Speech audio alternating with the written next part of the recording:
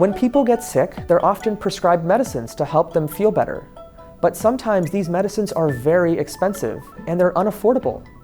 Our research tries to understand why these drugs are so expensive, who is affected by this, and what we can do to make these drugs more affordable.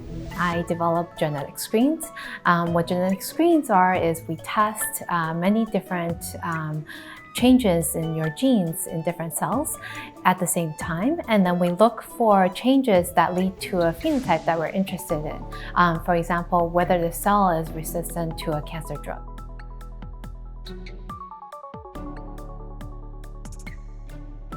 I like to spend time in the nature.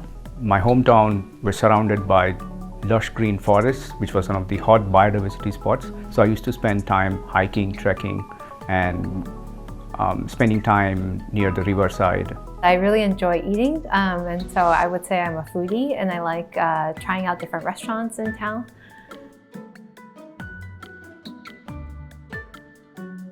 As a kid, I was participating in a science exhibition, and for which I started making a boat. And that was a fun experiment. Then I realized that making a boat itself was a bit of trickier stuff, but something which intrigued me. When I was in the 5th grade, back in Carrollton, Texas, my hometown, I remember doing my first science fair experiment where I was trying to see whether I could influence which type of sugary drink people chose to pick. We were trying to convince people to drink the blue-colored Kool-Aid and learn more about what's called subliminal signaling. And it was really fun.